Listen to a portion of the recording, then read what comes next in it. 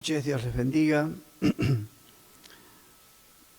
Nos guste o no la idea, es una realidad de la existencia humana que nuestro paso por este mundo nos va a tocar enfrentar distintos tipos de desafíos o de luchas según la etapa en la vida. El adolescente, el joven, tendrá por delante el desafío de hacerse un lugar en esta sociedad, que parece que cada vez tiene menos lugares disponibles, y a través de su estudio, de su oficio, de su profesión, va a tratar de abrirse paso en este mundo y llegar a ser alguien. El adulto o la mujer adulta lidiará ya con, ¿por qué no?, la crianza de sus hijos, el proteger a sus hijos en un mundo cada vez más peligroso y también el desafío de consolidar su vida matrimonial en un mundo en el que el matrimonio parece cada vez durar menos tiempo. Y con el paso de los años, la batalla será la batalla de dejar de tener cerca seres queridos, el famoso síndrome de nido vacío, cuando los hijos comienzan a hacer su propia parte del camino, y por qué no la crisis quizá más fuerte en nuestro breve paso por esta tierra, cuando se pierde al compañero o la compañera de ruta y encara uno la recta final. Cada etapa de la vida es un desafío y es una lucha a enfrentar. Pero como si no fuesen pocas todas estas batallas con las que debemos lidiar a lo largo de nuestra vida, el cristiano también tiene por delante la más importante de las batallas, que es a la que la Biblia llama la buena batalla de la fe, en 1 Timoteo capítulo 6, versículo 12. Por eso a los hermanos que se van a bautizar, dentro de lo que es el ABC de la fe cristiana, les enseñamos que a partir del momento en que una persona decide ponerse del lado de Dios, buscarlo a Dios en su vida, tenerlo en cuenta, poner su fe en Dios, automáticamente se pone en la vereda enfrente un enemigo muy formidable y sanguinario que es Satanás. Y contra él libramos la más dura de las batallas, porque más que una batalla es una guerra en la que día tras día, querrámoslo o no, tenemos un nuevo capítulo que encarar, una batalla que enfrentar. Frente a esta realidad de la guerra espiritual sin cuartel que tenemos, quisiera rescatar del famoso capítulo 6 de Efesios, que habla, recuerdan, a partir del versículo 10, de la realidad de esta guerra espiritual, una actitud personal y espiritual clave que el apóstol Pablo menciona una y otra vez a lo largo de estos versículos a partir de Efesios 6:10. Y esa actitud personal y espiritual se resume en la frase estar firmes. Estar firmes aparece en el versículo 11, si ustedes prestan atención, de Efesios 6, va a aparecer también en el versículo 13 y va también a aparecer en Efesios 6:14. Pero si ustedes me permiten, yo voy a tomar esta expresión y la idea que trata de transmitir de estar firmes frente a, ¿sí?, frente a alguien que viene en contra nuestra, y la voy a expresar de otra manera, que es el título de este mensaje, o parte del título, que es un espíritu combativo. Porque esto de estar firmes significa plantarme en el campo de batalla con la actitud de enfrentar lo que se viene. Y es la actitud que llamo espíritu combativo, la actitud de no bajar los brazos, o como diría alguien, de mantener la guardia alta. Ahora, volviendo al tema de la guerra espiritual, frente a la cual esta actitud de estar firmes o tener un espíritu combativo es fundamental para no fracasar, había quiero traer un viejo refrán inglés que es tan viejo como erróneo. Un refrán que es tan viejo como equivocado. Este refrán dice: palos y piedras me quebrantarán los huesos, pero las palabras nunca me harán daño. ¿Por qué digo que es equivocado? Porque la misma palabra de Dios nos dice, por ejemplo, en Proverbios 12, 18, la primera parte, que hay gente cuyas palabras son como verdaderas puñaladas. Gente que lastima, las versiones más populares, dice, sus palabras son como golpes de espada. Entonces, si la palabra de Dios mismo nos reconoce que se nos puede lastimar con palabras, entonces es que me pueden lastimar con palos, me pueden lastimar con piedras y me pueden lastimar diciéndome determinadas cosas. Pero más aún, la realidad es que todos los que estamos acá seguramente podemos reconocer en nuestra mente y en nuestro corazón algún que otro tipo de cicatriz, de heridas que nos han hecho con palabras que nos han dañado. Y justamente en el mensaje de hoy queremos ver cómo podemos, como hijos de Dios, mantener esa postura de firmeza, ese espíritu combativo frente al enemigo de nuestras almas, especialmente cuando llegan a nuestras vidas flechas incendiarias o dardos encendidos, como dice otra versión del enemigo, por medio seguramente de palabras. Palabras que nos desaniman, palabras que nos dicen y nos desalientan, palabras que nos desorientan también, palabras, en pocas palabras, que nos dañan. Ahora, es importante tener en cuenta entonces que debemos saber de que va a haber palabras que vamos a escuchar que nos van a lastimar, que nos van a desorientar. Y frente a esas palabras debemos actuar sabia, bíblica y divinamente inspirados.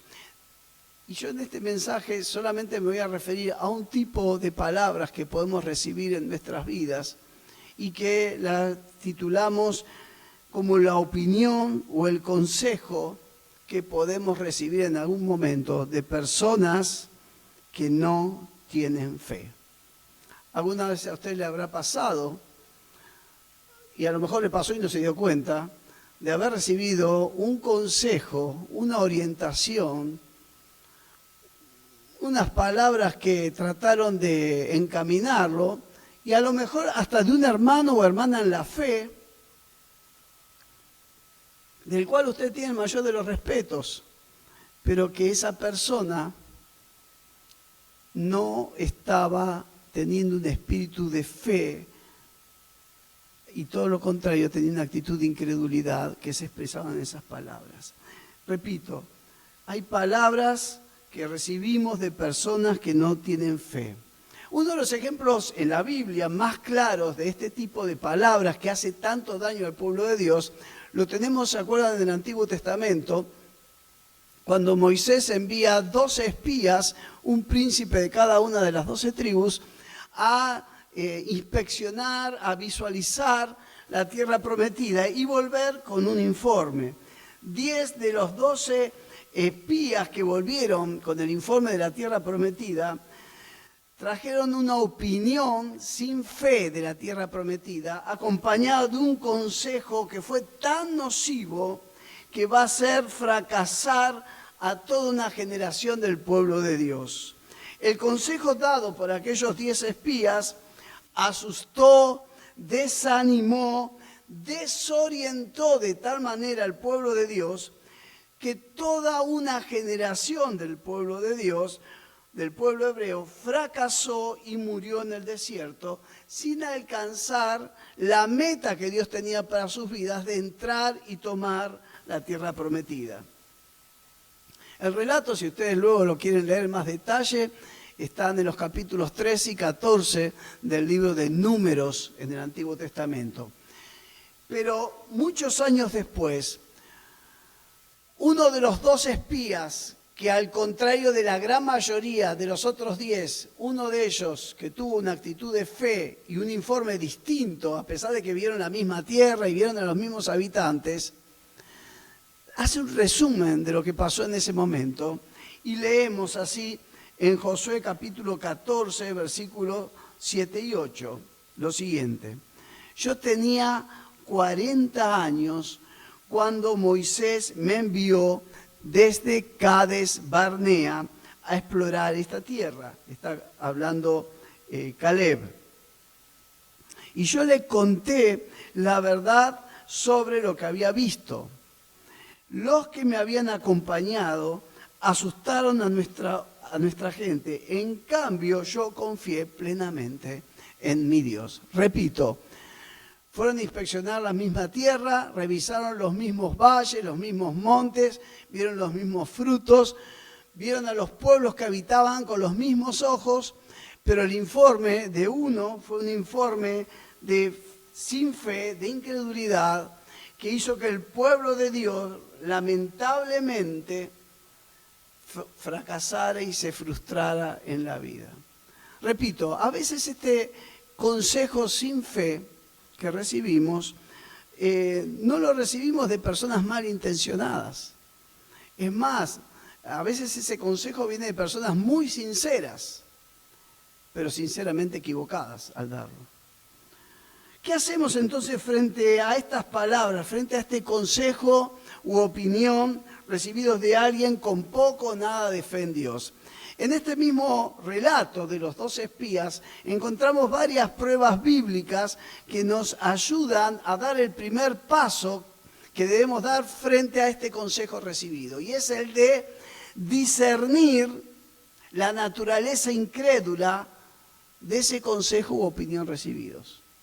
Debemos identificar cuando detrás de un consejo, por más buena intención que haya al darlo, no hay fe. O hay muy poca fe, o hay más incredulidad que fe, si me permiten. ¿Y cómo nos damos cuenta de la naturaleza incrédula de este consejo?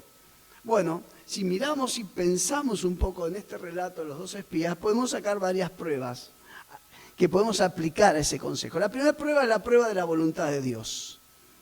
¿En qué consiste esta prueba? Es si la opinión o consejo que hemos recibido va en dirección contraria a lo que sabemos que es la voluntad o el plan de Dios para nuestras vidas. Cuando el pueblo hebreo salió luego de 400 años de esclavitud en Egipto y vieron el brazo poderoso de Dios en señal de juicio sobre el faraón y el pueblo de Egipto, y aun cuando vieron cómo Dios abrió el mar rojo y los sustentó durante el desierto y los llevó a las puertas de la tierra prometida, obviamente que la voluntad de Dios para esta generación era cruzar luego el Jordán y empezar a tomar la tierra. Esa era la voluntad de Dios.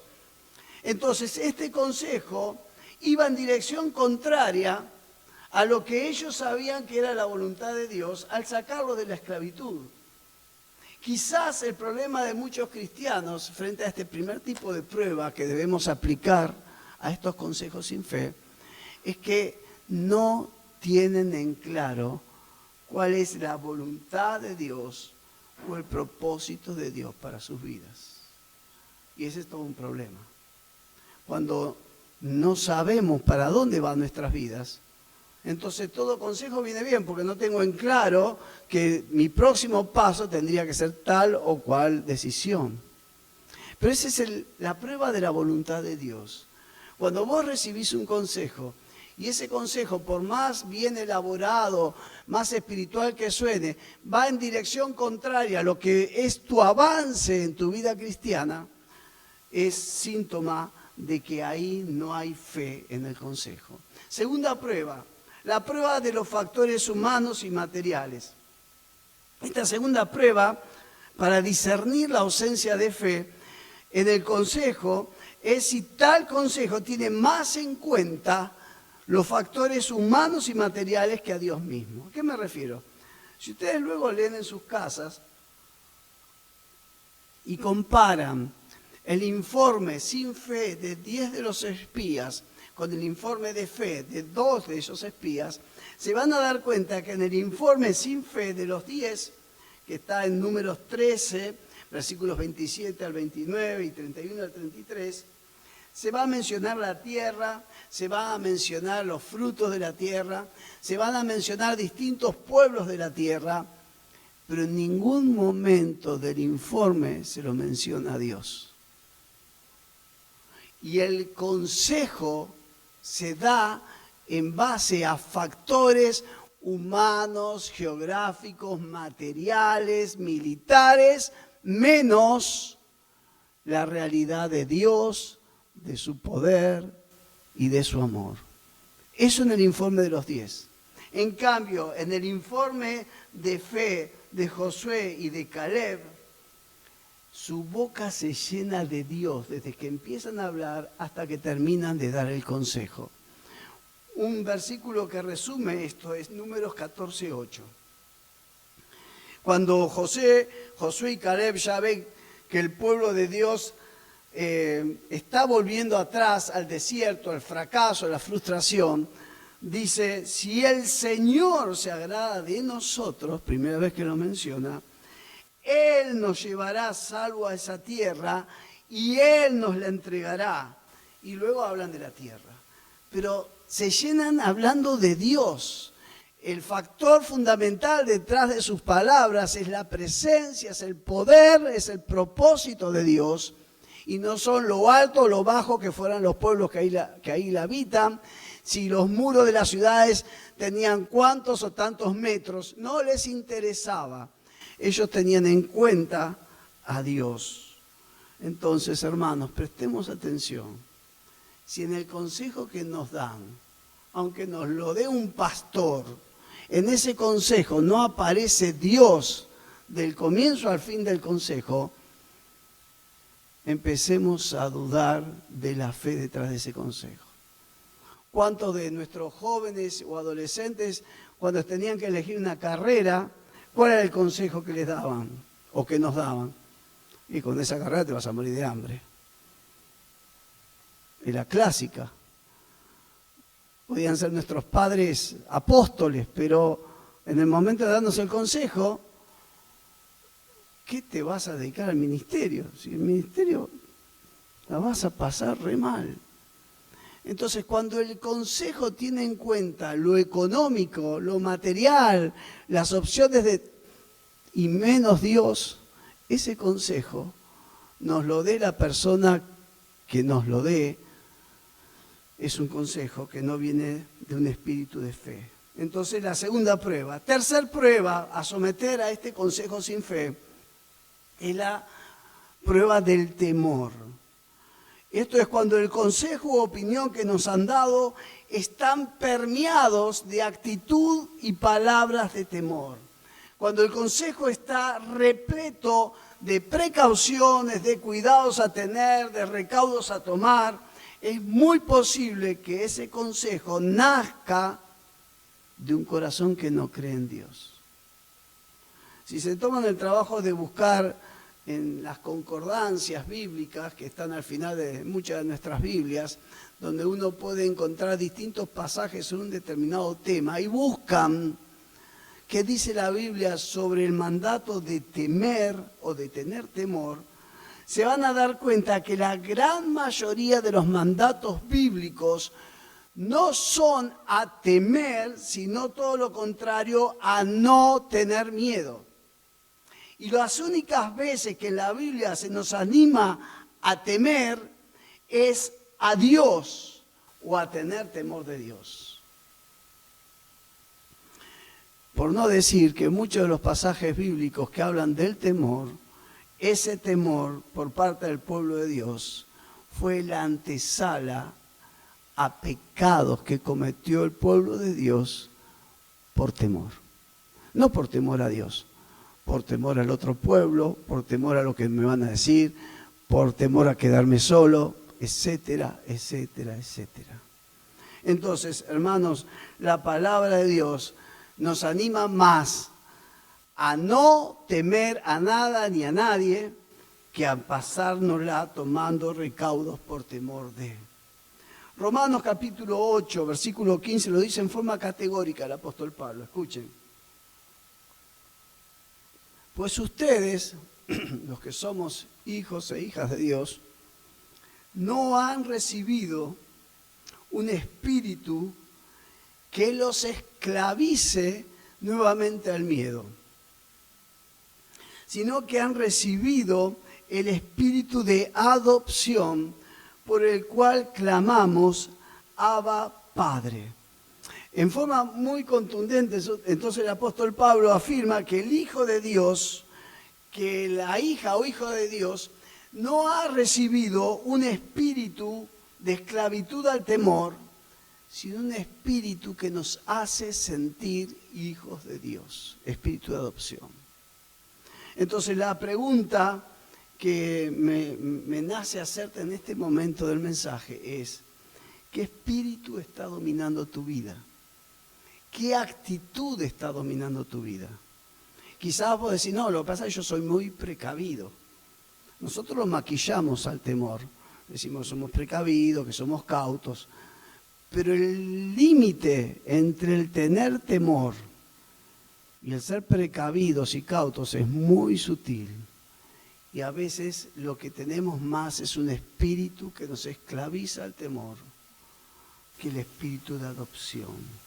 ¿Qué espíritu está influyendo en nuestras decisiones?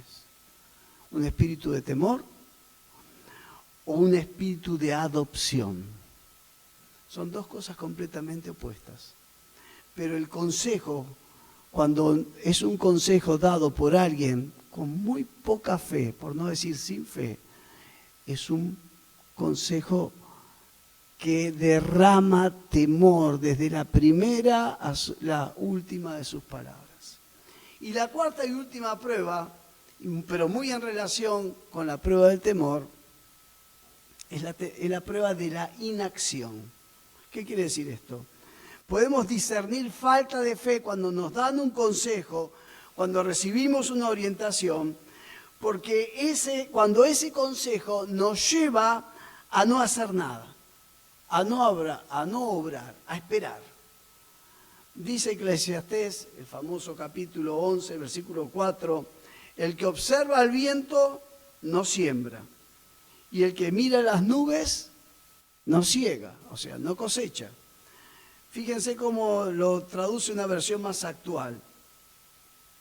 El agricultor que espera el clima perfecto nunca siembra. Si contempla cada nube, nunca cosecha. Entonces, aquellos consejos que abundan en precauciones y aspectos a tener en cuenta antes de emprender algo, lo que pueden lograr en nuestras vidas es el objetivo, escúcheme bien, el objetivo satánico de hacernos caer en la inmaculada actitud de no equivocarnos nunca, por la sencilla razón que nunca hacemos o iniciamos nada y seguro no nos equivocamos. Cuidado, porque es preferible, y lo digo con todo temor del Señor, equivocarse emprendiendo algo que no equivocarse nunca, porque nunca intentamos nada. Y si no entienden lo que les estoy diciendo, vayan a la parábola de los talentos y presten atención a lo que hizo el que tenía un solo talento. ¿Qué hizo? Y yo lo guardé. No vaya a hacer cosa que haga una mala inversión y después se enoje el jefe que me dio el talento. ¿Qué hizo? El que le dio el talento se lo sacó y se lo dio a otros. ¿Por qué no actuó? Por temor. Entonces, cuando un consejo, por más espiritual que sea la persona que nos lo dé, es un consejo que nos lleva a cruzarnos de brazos ad eternum, hasta que las cosas cambien, hasta que el país mejore, hermanos, nunca vamos a empezar nada, ni a emprender nada. Ahora, estas pruebas que les acabo de compartir recién, para probar la naturaleza incrédula de un consejo es el primer paso. Una vez que discernimos eso, el segundo paso bíblico a dar con ese consejo, orientación sin fe que hemos recibido y con el mayor de los respetos, es a rechazar y desechar tal consejo.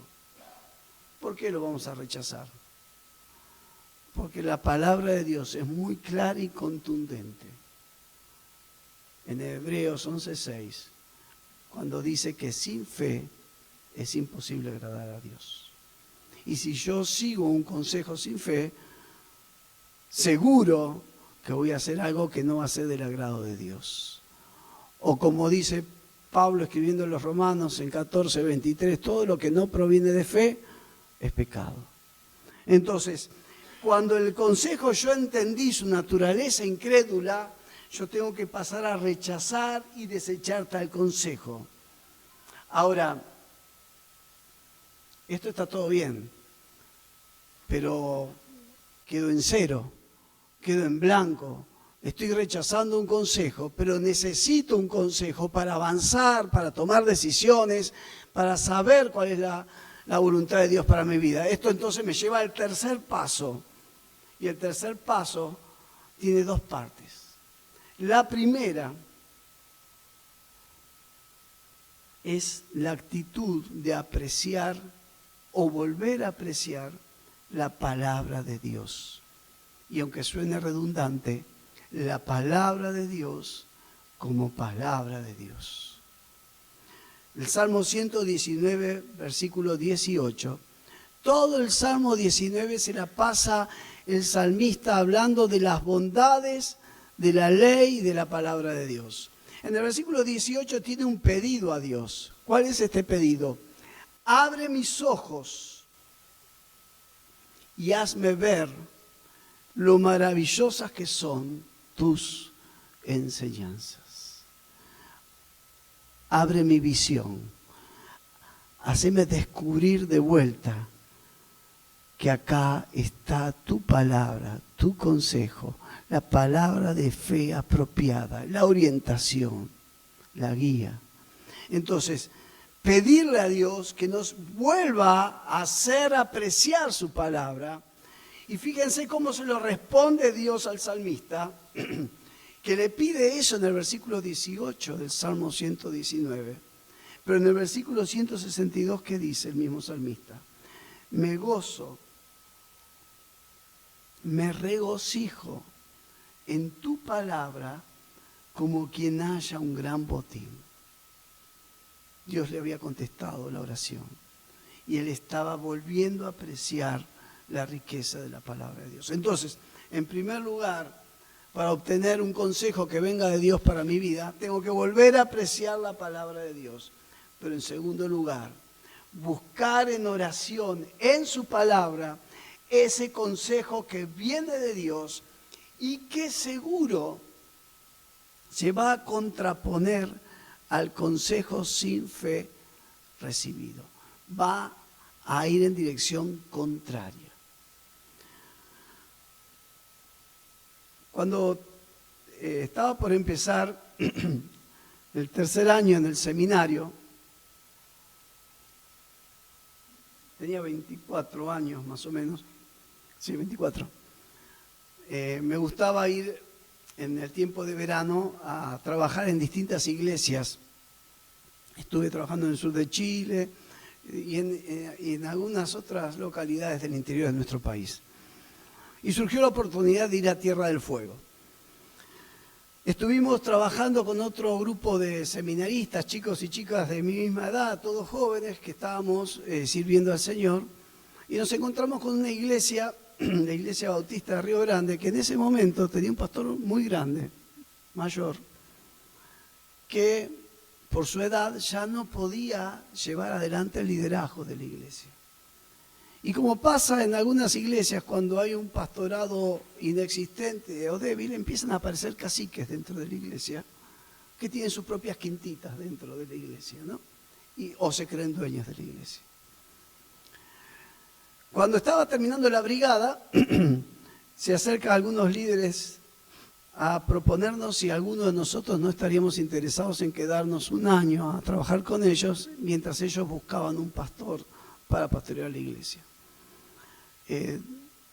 Otro joven y yo les dijimos que sí, pero que primero teníamos que volver a Buenos Aires a tomar la decisión.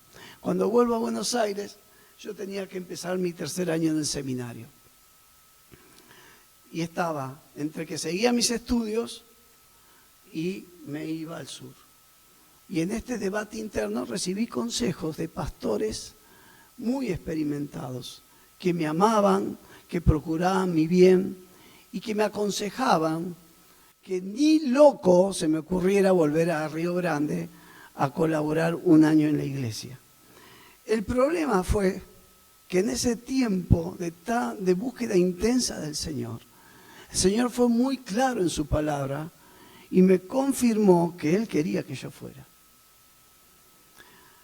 De tal modo que se dio la situación en medio de una clase que un pastor que era profesor me preguntó delante de todos si ya había tomado una decisión respecto a la invitación recibida.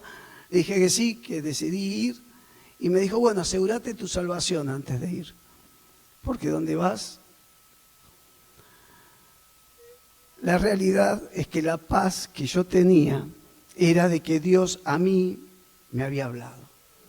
Y lo que Él me había dicho iba en dirección contraria a los grandes consejos recibidos.